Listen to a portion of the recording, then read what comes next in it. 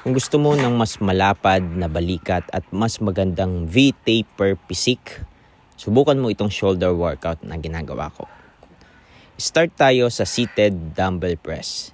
Ito ang pangunahing movement para mabuo ang overall size at strength ng shoulder mo. Sunod is cable lateral raises. Ang goal dito ay i-target ang side delts para mas lumapad tignan ang balikat mo kahit naka-t-shirt lang.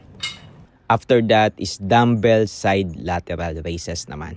Mas controlled ang galaw at nagbibigay ng extra volume para sa shoulder growth.